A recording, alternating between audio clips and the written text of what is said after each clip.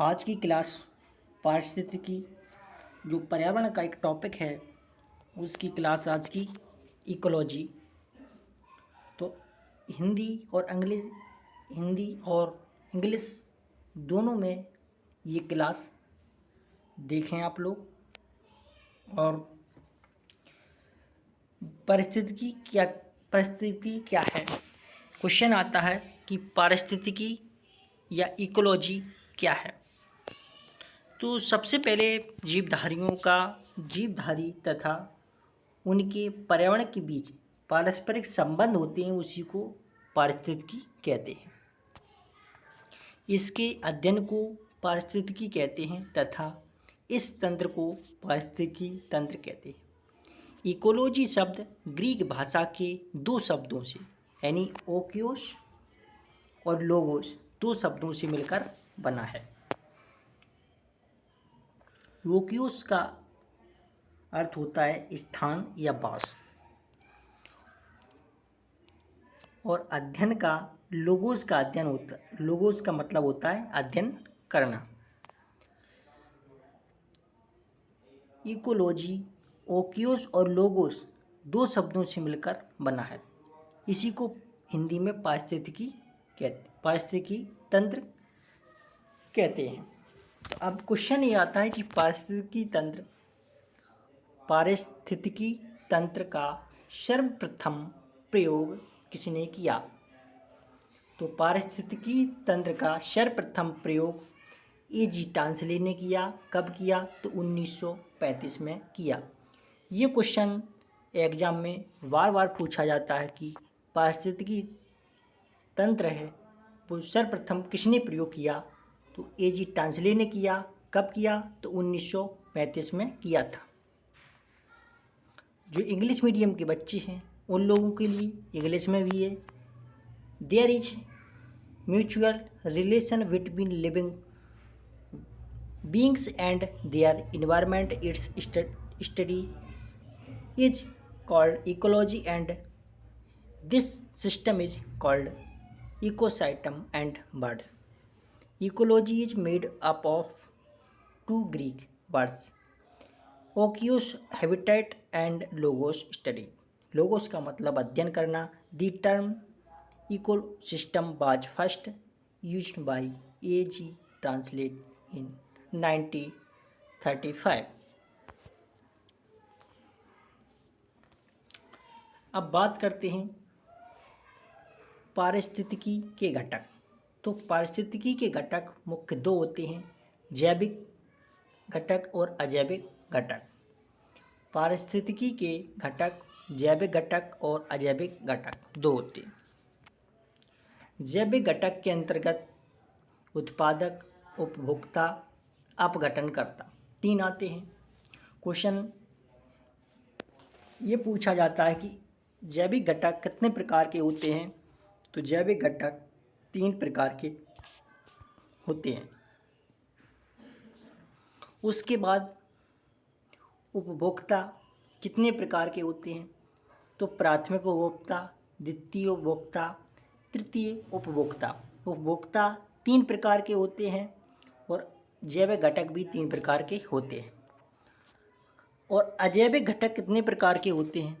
तो अकार्बनिक तत्व, कार्बनिक तत्व, जलवायु, ये अजैविक घटक तीन प्रकार के होते हैं। सबसे अच्छी बात यह है कि जैविक घटक भी तीन प्रकार के होते हैं, अजैविक घटक भी तीन प्रकार के होते हैं, उपभोक्ता भी तीन प्रकार के होते हैं। ध्यान रखें आप लोग,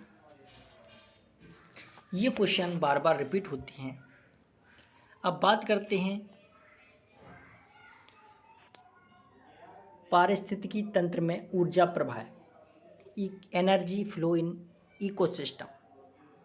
प्राणी जीवन की विभिन्न जैव क्रियाओं के संचालन के लिए ऊर्जा अति आवश्यक है। किसके लिए? जैव क्रियाओं के संचालन के लिए ऊर्जा अति आवश्यक होती है। हमारी पृथ्वी पर ऊर्जा का एकमात्र स्रोत सूर्य का प्रकाश होता है। क्वेश्चन आता है कि पृथ्वी पर सूर्य का प्रकाश यानी पृथ्वी पर सर्वाधिक ऊर्जा का स्रोत क्या है? तो पृथ्वी पर सर्वाधिक ऊर्जा का स्रोत सूर्य का प्रकाश होता है। इसके बाद सूर्य का प्रकाश किरणों के रूप में वायुमंडल से गुजरते हुए पृथ्वी पर आता है। किस पर आता है? पृथ्वी पर आता है। सूर्य के विकिरण का लगभग 20% भाग वायुमंडल, कितना प्रतिशत? 20% भाग वायुमंडल द्वारा अवशोषित कर लिया जाता है। क्वेश्चन आता है कि सूर्य के विकिरण का लगभग 20% भाग वायुमंडल द्वारा अवशोषित कर लिया जाता है एवं 50% भाग के ऊष्मा के रूप में पृथ्वी के धरातल पर, किस पर? पृथ्वी के धरातल पर अवशोषित कर लिया जाता है। शेष 30%, कितना? शेष होता कितना? 30% प्रकाश को धरती की वायु में उपस्थित धूल के कण, क्या? धूल के कण आकाश में मौजूद बादल परिवर्तित कर देते हैं।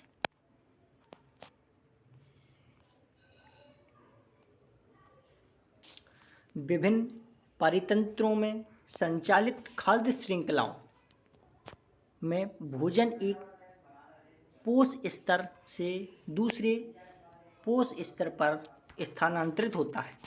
कैसा होता है? विभिन्न परितंत्रों में संचालित खाद्य श्रृंखलाओं में भोजन एक पोष स्तर से दूसरे पोष स्तर पर स्थानांतरित होता है। दूसरे शब्दों में भोजन के माध्यम से ऊर्जा का अभिगमन विभिन्न पोषण स्तरों में खाद्य श्रृंखला के द्वारा संचालित होता है। इसके बाद पारिस्थितिकी तंत्र में ऊर्जा का प्रवाह को ऊर्जा गतिकी कहते हैं। क्वेश्चन आता है कि पारिस्थितिकी तंत्र में ऊर्जा के प्रवाह को क्या कहते हैं? तो ऊर्जा के प्रवाह को ऊर्जा गतिकी कहते हैं। ऊर्जा गतिकी के सिद्धांत के आधार पर समझा जा सकता है, क्योंकि पारिस्थितिकी तंत्र में ऊर्जा का प्रवेश स्थानांतरण और विभिन्न स्तरों पर इसका वितरण ऊष्मागतिकी के सिद्धांतों के अनुरूप होता है। इसी को ऊष्मागतिकी के निम्न सिद्धांत के अंतर्गत रखते हैं।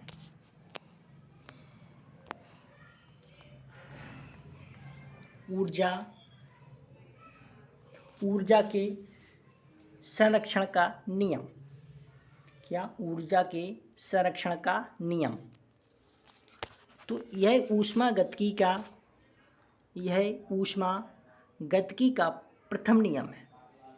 कौन सा नियम? प्रथम नियम।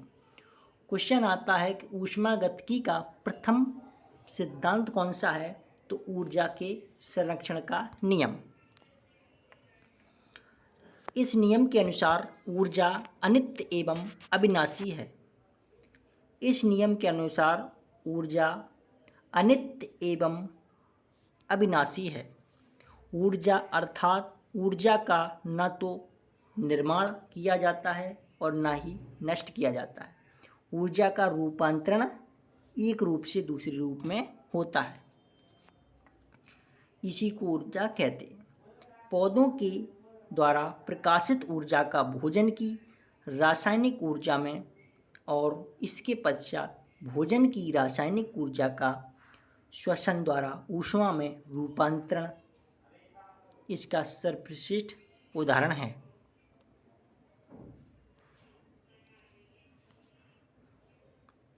जैसे ये दिख रहे हैं आप लोगों को ईगल, स्नेक, रैबिट, पेड़ पौधे, ये सभी इसके अंतर्गत आते हैं।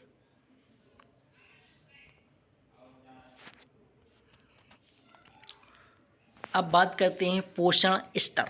कौन से? पोषण स्तर। आहार तथा ऊर्जा एक वर्ग के जीवों से दूसरे वर्ग के जीवों में श्रृंखलाबद्ध रूप में स्थानांतरित होती है। कैसी? आहार तथा ऊर्जा एक वर्ग के जीवों से दूसरे वर्ग के जीवों में श्रृंखलाबद्ध रूप में स्थानांतरित होती है। इस श्रृंखला को आहार श्रृंखला कहते हैं। क्या कहते हैं? इस श्रृंखला को आहार श्रृंखला कहते हैं।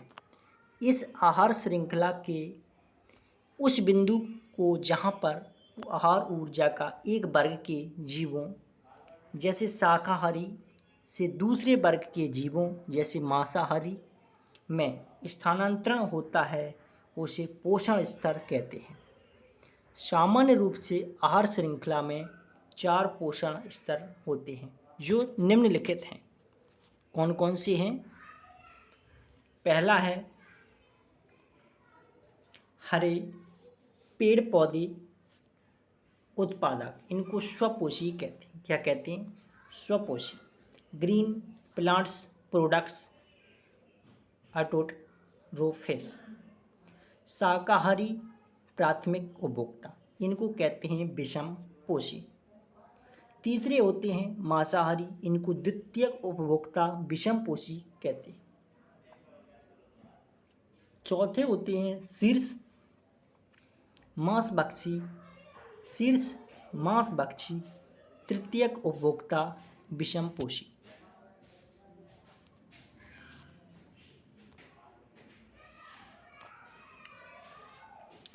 अब बात करते हैं खाद्य श्रृंखला। तो खाद्य श्रृंखला फूड चेन पारितंत्र के भीतर विभिन्न जीवों में पोषण स्तर के माध्यम से संबंध होता है, अर्थात प्रत्येक जीव किसी अन्य जीव का पोषण बन जाता है। एक दूसरे को खाने वाले जीवों का अनुक्रमण एक खाद्य श्रृंखला बनाता है।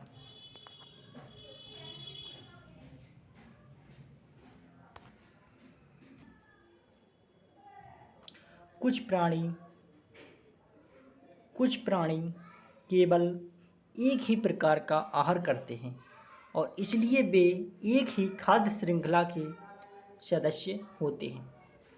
अन्य प्राणी अलग अलग प्रकार के आहार करते हैं, इसलिए वे न केवल विभिन्न खाद्य श्रृंखलाओं के सदस्य होते हैं, वरन अलग अलग खाद्य श्रृंखलाओं में उनकी स्थान यानी पोषण स्तर भी अलग अलग हो सकते हैं।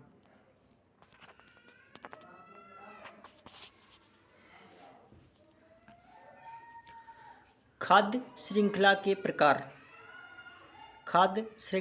प्रकार टाइप ऑफ फूड चेन।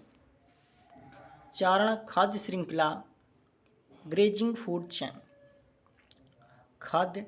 चारण खाद्य श्रृंखला उपभोक्ता को भोजन के रूप में, किसको? उपभोक्ता जो भोजन के रूप में पौधों अथवा पौधों के भागों का उपयोग करके श्रृंखला आरंभ करते हैं, चारण खाद्य श्रृंखला का निर्माण करते हैं। उदाहरण इसका है घास, टिड्डा, मेंढक, बाज।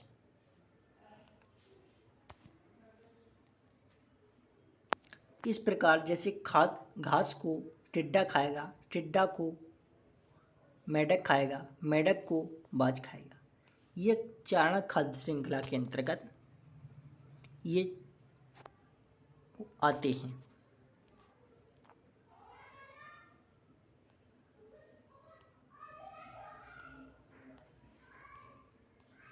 इस प्रकार जैसे ये चित्र देख रहे हैं आप लोग, लीफ ये पत्ता है, इसके बाद कैटरपिलर है, इसके बाद कैमेलॉन है, इसके बाद मोनगोज है, इसके बाद स्नेक। ये ग्रेजिंग फूड यानी चिरोड, इसी को खाद्य श्रृंखला कहते हैं। एक दूसरे को खाते हैं, इसी को खाद्य श्रृंखला कहा जाता है। सीधी सी परिभाषा इसकी यही है।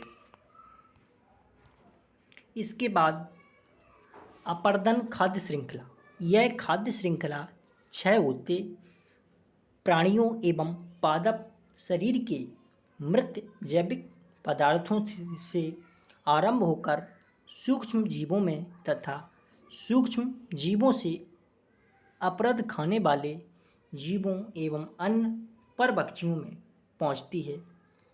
जैसे इसके उदाहरण हैं कचड़ा, स्प्रिंग टेल यानी कीट खाते हैं। कीट को छोटी मकड़ियाँ खाती हैं। इसी को मांस भक्षी कहते हैं। क्या कहते हैं? मांस भक्षी।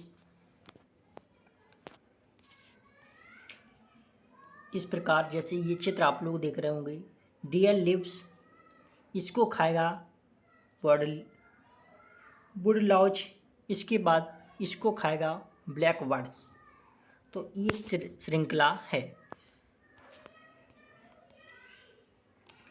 जैसे ये है पोषण स्तर, चारागाह वायोम, तालाब वायोम, सागर वायोम। प्राथमिक उत्पादक घास होता है। उसके बाद प्राथमिक उत्पादक घास होता है, ये चारा वायोम के अंतर्गत आता है। और शैवाल है, ये तालाब वायोम के अंतर्गत आता है। और पादप प्लावक है, ये सागर वायोम के अंतर्गत आता है। प्राथमिक उत्पादक हो गए, इसके बाद प्राथमिक उपभोक्ता। तो प्राथमिक उपभोक्ता टिड्डा होता है। द्वितीय यानी ये चारा गाय वायोम के अंतर्गत आता है। जो जीव चारा यानी घास में रहते हैं उनको चारा गाय के वायोम के अंतर्गत रखा जाता है। जो तालाब में रहते हैं उनको तालाब वायोम के अंतर्गत रखा जाता है। और सागर में जो जीव जंतु रहते हैं उनको सागर वायोम के अंतर्गत रखा जाता है। इसके बाद मच्छर लार्वा, ये तालाब वायोम के अंतर्गत आते हैं। इसके बाद सागर वायोम प्राणी मंद प्लावक के अंतर्गत आते हैं। द्वितीयक उपभोक्ता चूहा को कहते हैं, ये चारा वायोम के अंतर्गत आता है। इसके बाद ड्रैगन फ्लाइट लार्वा, ये तालाब वायोम के अंतर्गत आता है। और सागर वायोम मछली के अंतर्गत। मछली किसके अंतर्गत आती है? तो तालाब यानी नहीं, सागर वायोम के अंतर्गत आती है। इसके बाद तृतीयक उपभोक्ता होती हैं सांप, मछली तालाब वायोम के अंतर्गत, सागर के अंतर्गत सीप। क्वेश्चन आता है, इस बात का आप लोग ध्यान रखें कि मछली तालाब वायोम के अंतर्गत भी आती है और सागर वायोम के अंतर्गत भी आती है। चतुर्थक उपभोक्ता बाज होता है चारागाह वायोम, तालाब वायोम होता है रैकून, उसके बाद सागर वायोम होता है सफेद शार्क।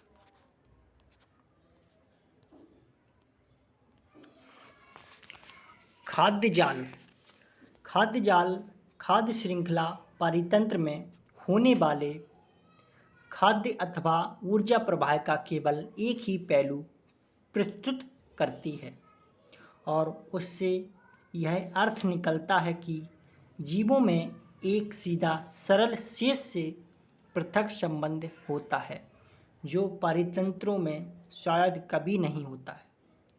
पारितंत्र के भीतर परस्पर संबंधित अनेक खाद्य श्रृंखलाएं हो सकती हैं और इससे खाद्य जाल का निर्माण होता है। इससे क्या होता है? खाद्य जाल का निर्माण होता है। इस प्रकार खाद्य जाल किसी पारितंत्र में एक दूसरे से संयोजित खाद्य श्रृंखलाओं का एक नेटवर्क है, एक जंतु है। जंतु विभिन्न खाद्य श्रृंखलाओं का सदस्य हो सकता है। उदाहरण के लिए एक पौधा एक ही समय में अनेक शाक भक्षियों का भोजन हो सकता है। जैसे घास पर खरगोश अथवा टिड्डा या बकरी अथवा सभी निर्भर रहते हैं एक दूसरे पर। इसी प्रकार एक शाक भक्षी विभिन्न मांस भक्षी प्रजातियों का भोजन हो सकता है।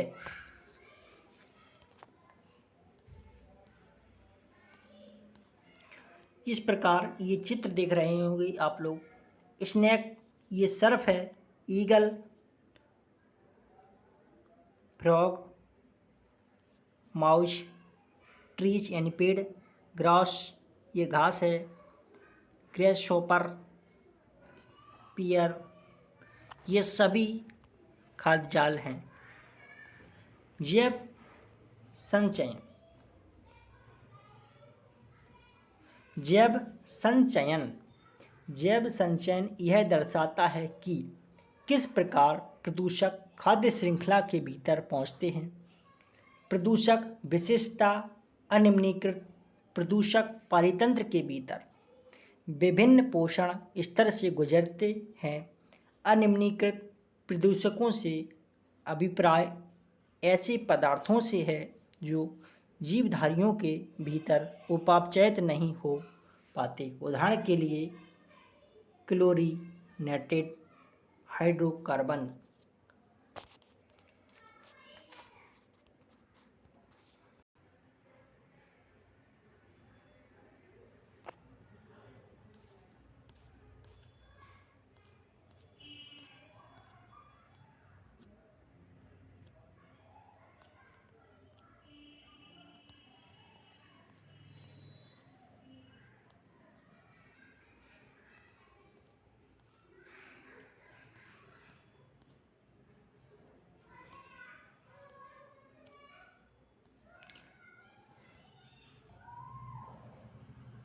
जैसे ये चित्र दिख रहे होंगे आप लोग, वर्ड्स फिश, इसी प्रकार ये वाटर ये पानी है, उसी प्रकार ये चक्र चलता रहता है आवर्तन का। इस चित्र में दर्शाया गया है कि डीडीटी किस प्रकार किसी खाद्य श्रृंखला के 4 क्रमिक पोषण स्तरों पर जीवों की ऊतकों में सांद्रित होता है। डीडीटी का सांद्रण इसलिए होता है क्योंकि एक पोषण स्तर से दूसरे पोषण स्तर तक गुजरते हुए इसका उपापचयन व उत्सर्जन अत्यधिक धीमा होता है, अतः डीडीटी वसा में संचित हो जाता है। चित्र में दी गई संख्या ऊतकों में डीडीटी तथा इसके व्युत्पादों के सांद्रण मान भाग प्रति 10 लाख को कितने को 10 लाख को दर्शाती है।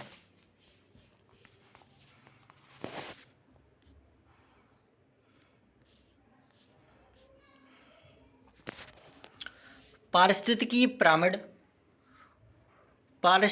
पिरामिड खाद्य श्रृंखला में क्रमिक उच्च पोषण स्तरों में प्रजातियों की संख्या, सकल बायोमास तथा ऊर्जा की सुलभता एवं प्राप्यता में इस तरह से ह्रास होता है, उनका आकार पिरामिड जैसा हो जाता है, इसे पारिस्थितिकी पिरामिड कहते हैं। पारिस्थितिकी पिरामिड किसे कहते हैं? खाद्य श्रृंखला में क्रमिक उच्च पोषण स्तरों में प्रजातियों की संख्या, सकल बायोमास तथा ऊर्जा की सुलभता एवं प्राप्यता में इस तरह से ह्रास होता है कि उनका आकार पिरामिड जैसा हो जाता है, इसे पारिस्थितिकी पिरामिड कहते हैं। अब क्वेश्चन ये आता है ये कितने प्रकार के होते हैं? तो पारिस्थितिकी पिरामिड 3 प्रकार के होते हैं। संख्या पिरामिड, बायोमास पिरामिड, ऊर्जा पिरामिड।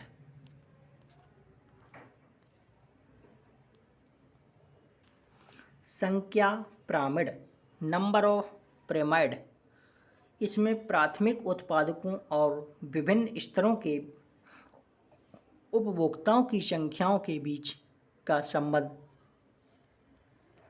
दर्शाया जाता है। संख्या पिरामिड सीधा व उल्टा दोनों प्रकार का होता है। क्वेश्चन आता है कि संख्या पिरामिड कैसा होता है? तो संख्या पिरामिड सीधा व उल्टा दोनों प्रकार का होता है।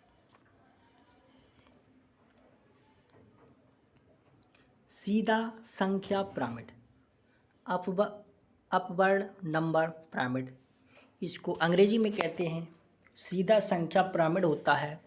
इस पिरामिड में बढ़ते पोषण स्तरों के साथ जीवों की संख्या में अत्यधिक कमी होती जाती है। इस पिरामिड में बढ़ते पोषण स्तरों के साथ जीवों की संख्या में अत्यधिक कमी होती जाती है। संख्या पिरामिड की इस प्रकार में पिरामिड आधार पर अत्यधिक चौड़ा तथा शीर्ष पर अत्यधिक नुकीला हो जाता है। घास के मैदान व तालाब में इस प्रकार का पिरामिड देखा जाता है। कहाँ पर? घास के मैदान और तालाब में देखा जाता है।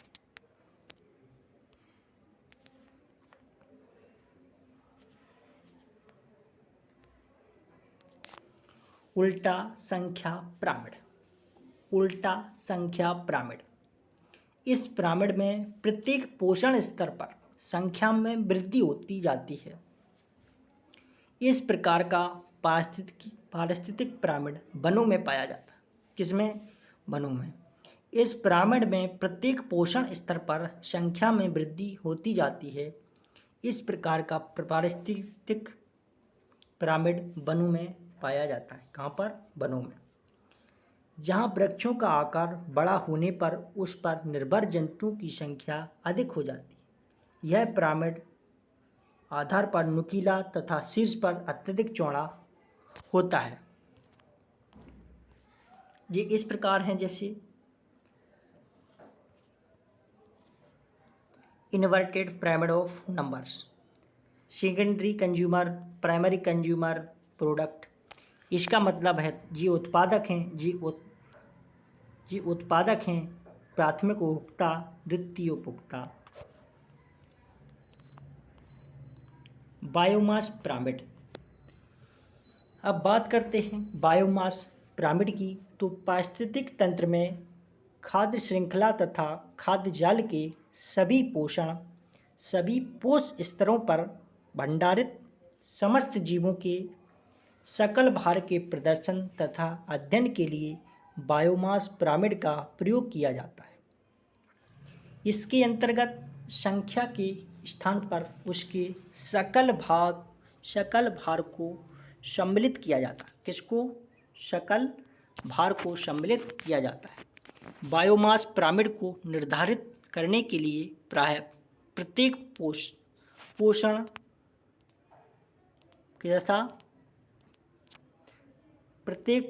पोषण स्व पर मौजूद समस्त जीवों को एकत्रित कर उनके शुष्क भार का माप किया जाता है। इस विधि द्वारा जीवों के आकार के अंतर की समस्या दूर हो जाती है, क्योंकि इसमें पोषण स्तर के सभी प्रकार के जीवों के मापन किया जाता है। बायोमास को ग्राम मीटर में मापा जाता है। जैसे ये हैं, इनको कहते हैं किलोग्राम में मापते हैं। टॉप कन्वेयर को 1 kg, प्राइमरी कन्वेयर को 10 kg, हर्बीवर को 100 kg, प्रोडक्ट को 1000 kg। इस प्रकार नापते हैं। सीधा बायोमास पिरामिड। तो सीधा बायोमास पिरामिड स्थल पर पाए जाने वाले अधिकतम परितंत्रों के लिए बायोमास का पिरामिड में एक बड़ा आधार प्राथमिक उत्पादकों से बनता है तथा शीर्ष पर एक लघु पोषण स्तर होता है।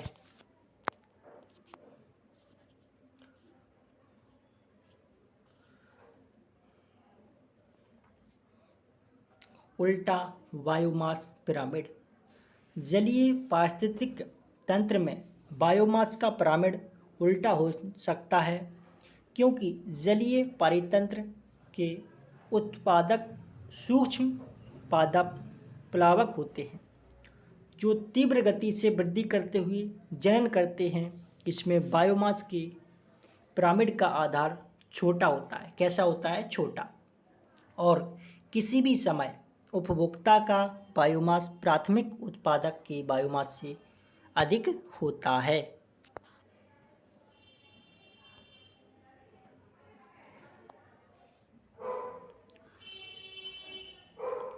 अब बात करते हैं ऊर्जा पिरामिड की। तो ऊर्जा पिरामिड किसी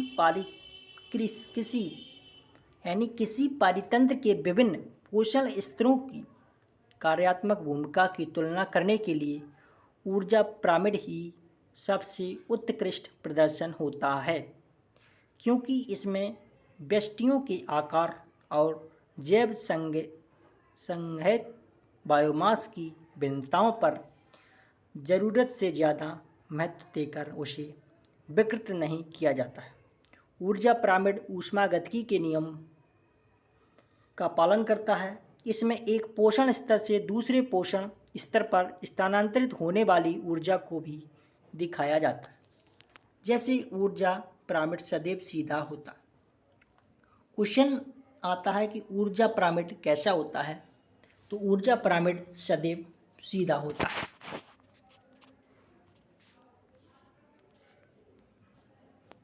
इस प्रकार ऊर्जा पिरामिड सीधा होता है।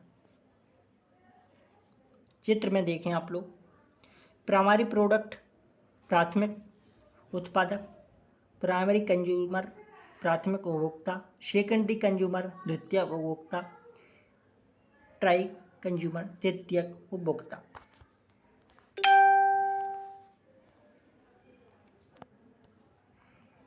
इसके बाद ऊर्जा प्रवाह। तो ऊर्जा प्रवाह एनर्जी फ्लो खाद्य श्रृंखला में खाद्य पदार्थों या ऊर्जा का क्रमबद्ध स्थानांतरण होता है।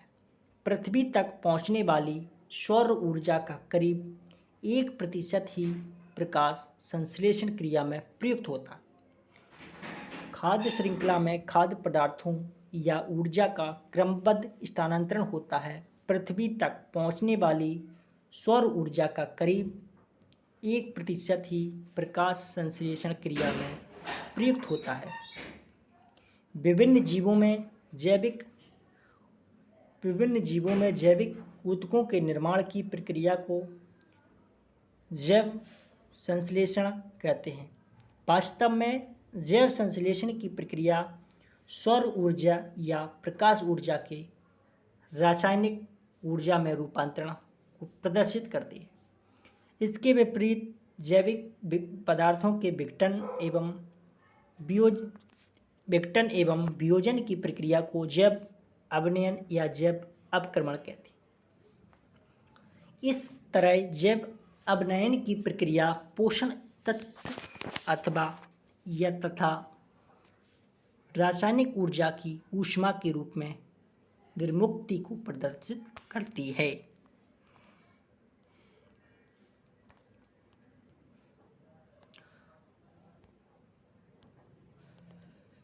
पारिस्थितिक तंत्र में ऊर्जा का स्थानांतरण एक पोषण स्तर से दूसरे स्तर में निम्न रूप में होता है। जैसे खाद्य श्रृंखला में एक पोषण स्तर से खाद्य श्रृंखला में दूसरे पोषण स्तर तक हमेशा ऊर्जा का स्थानांतरित होता रहता है। प्रत्येक पोषण स्तर पर स्थानांतरण के समय ऊर्जा की हानि होती है। लिंडमैन नामक एक वैज्ञानिक थे। उन्होंने 10% के नियम के अनुसार एक पोषण स्तर से दूसरे पोषण स्तर में मात्र 10% ऊर्जा ही स्थानांतरित होती है। इस कारण ऊर्जा का प्रवाह एक दिशीय होता है। ये कहने वाले कौन थे? लिंडमैन नामक। इन्होंने 10% नियम भी दिया था।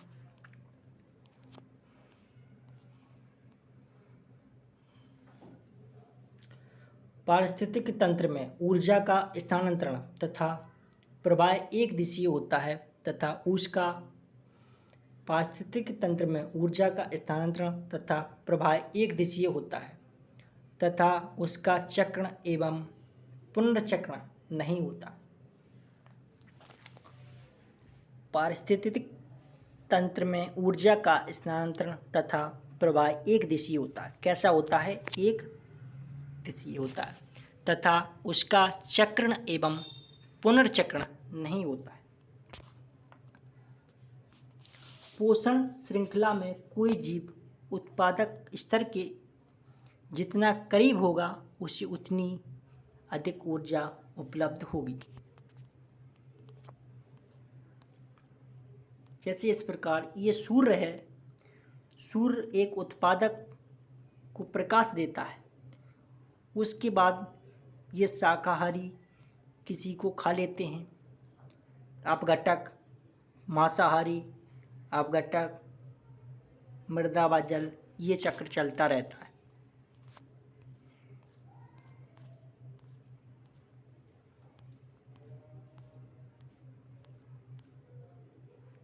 तो आप लोगों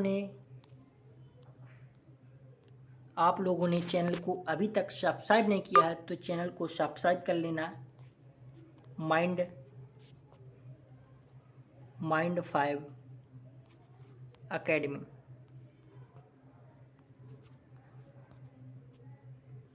चैनल को सब्सक्राइब कर लेना। माइंड 5 एकेडमी, यहाँ पर सभी टीचिंग एग्जाम की निःशुल्क तैयारी कराई जाती है। अगली क्लास में फिर मिलते हैं, तब तक के लिए धन्यवाद।